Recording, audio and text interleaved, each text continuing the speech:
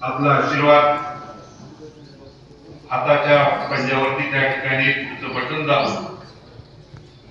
आशीर्वाद द्या विनंती करण्यासाठी आपल्या सोलापूरच्या महाविकास आघाडीच्या लोकप्रिय उमेदवार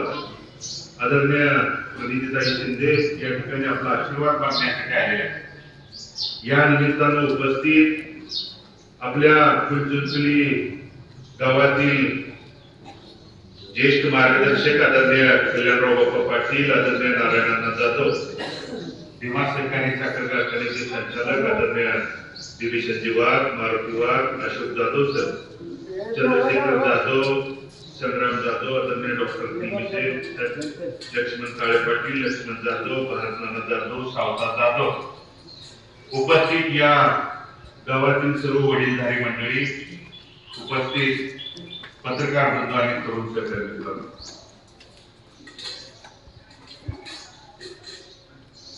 लोकसभेच्या निवडणुकीच्या अनुषंगानं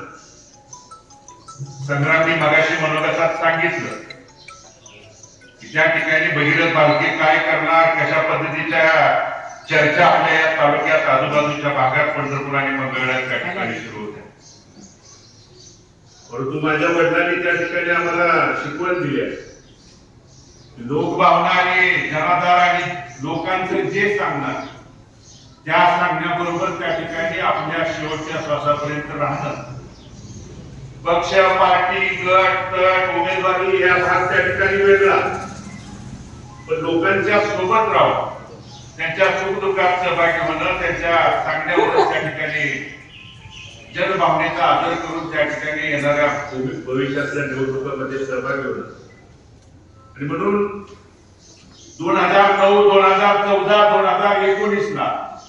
या लोकसभेच्या निवडणुकीच्या माध्यमातून आदरणीय शिंदे साहेबांना आपल्या पंढरपूर मंगळवेढा मतदारसंघ असेल किंवा आपल्या पंढरपूरची विभागणी झाल्यानंतर जी 17 गावं मोहोळ मतदारसंघाला जोडली गेली, ह्या 17 गावांनी त्या ठिकाणी नेहमी आशीर्वाद रूपी मतदान करून मताधिक्य देण्याची भूमिका आपल्या या गावांनी त्या ठिकाणी पहिल्यापासून राबवली आणि म्हणून तीच भूमिका घेत असताना आदरणीय बाप्पांनी आता पारदर्शकपणे त्या ठिकाणी त्यांच्या स्वभावाप्रमाणे खऱ्याला खरं, खोट्याला खोटं या पद्धतीने सांगितलं। परंतु बाप्पा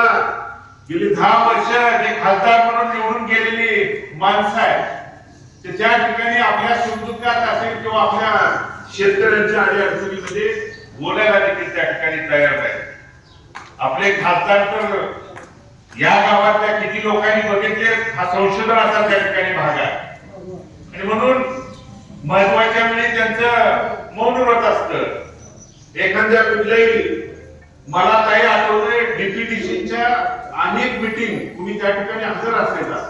त्या डीपीडीसीच्या मीटिंग बहुतांश करून गुरुवारीच असायच्या आणि आपल्या खासदार साहेबांचं गुरुवारी नेहमी मौन व्रत असतं। ते फक्त चिठ्ठी देतात, माझं मौन व्रत आहे, मी बोलू शकत नाही। मग आमच्या वेदना, आमच्या शेतकऱ्याचं म्हणणं आज उशाची पाणी आहे, परंतु लाईटची परिस्थिती 2 तासाच्या वर फक्त आपल्याला कागदावरती बातम्यातच त्या ठिकाणी बघायला मिळतं, 6 तास केली आहे, 8 तास केली आहे, परंतु प्रत्यक्ष किती तास लाईट मिळते हे अनुभवूनच उद्याच्या त्या ठिकाणी 7 तारखेला मतदान करण्याची आपल्याला आवश्यकता आलेली आहे। आरक्षणाच्या नावाखाली बहुजन समाजामध्ये वाद पेटवणं, सर्वसामान्यांच्या मध्ये त्या ठिकाणी आता पप्पांनी सांगितलेल्या पद्धतीनं प्रचाराचा मुद्दा काय, तर आम्ही तुम्हाला 6,000 दिलं, पण 6,000 देत असताना आमचे लाखो रुपये वेगवेगळ्या माध्यमातून त्या ठिकाणी कपड्यावरती टॅक्स असेल, त्या पद्धतीनं ज्या आपल्या शेतीला निगडीत असलेल्या खता, बियाणं सगळ्या गोष्टीतून त्या ठिकाणी औषधातून तुम्ही हजारो रुपयाचा टॅक्स आमच्या खिशातून त्या ठिकाणी एकीकडे घेता आणि 6,000 रुपये आम्हाला दिलं म्हणून तुम्ही ते प्रचारात सांगत असाल, तर आपल्या शेतकऱ्यांच्यासाठी जागरूकतेनं उद्याच्या 7 तारखेला मतदान करणं ही आपल्याला काळाची त्या ठिकाणी गरज झालेली आहे। आणि म्हणून गट, तट, पक्ष, पार्टी तो उपस्थित सगळ्या वेगवेगळ्या विचाराची त्या ठिकाणी माणसं आहे,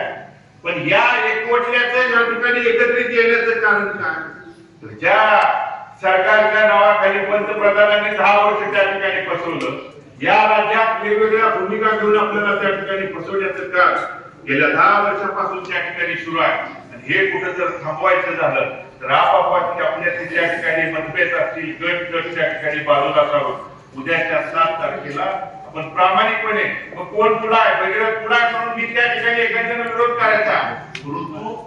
या वेळची जर बारकी चूक आपल्याला त्या ठिकाणी झाली तर उद्या ज्या पद्धतीनं 10 वर्ष आपण जवळून त्या ठिकाणी भोगलंय ती पुढच्या पिढीसाठी, शेतकऱ्यांच्यासाठी, सर्वसामान्यांच्यासाठी, नागरिकांच्यासाठी येऊ नये म्हणून ही विनंती करायला मी आपल्या गावापर्यंत आपल्या भागामध्ये त्या ठिकाणी आलेलो आहे. आणि म्हणून ताईंना त्या ठिकाणी सांगितलंय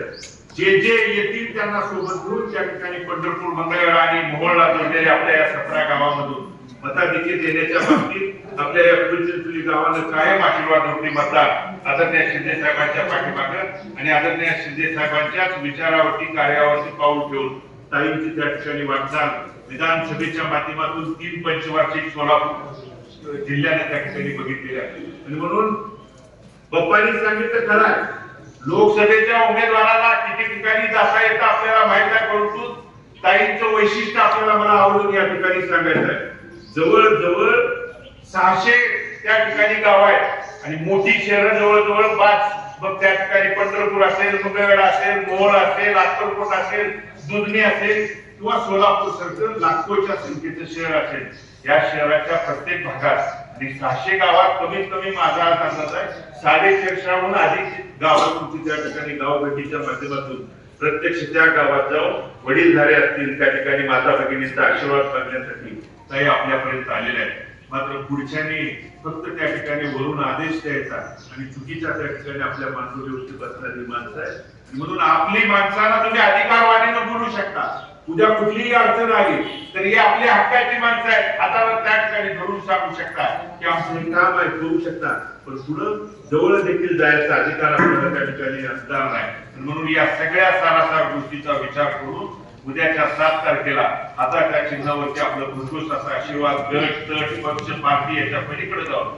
आपण सगळ्यांनी आशीर्वाद रूपी मतदान ताईंच्या पाठीमागे द्यावं ही कळकळीची आपल्या सर्वांना त्या ठिकाणी विनंती. लोकसबूत मराठी न्यूजच्या बातम्या पाहण्यासाठी चॅनलला सबस्क्राईब करा व बेल आयकॉन प्रेस करा.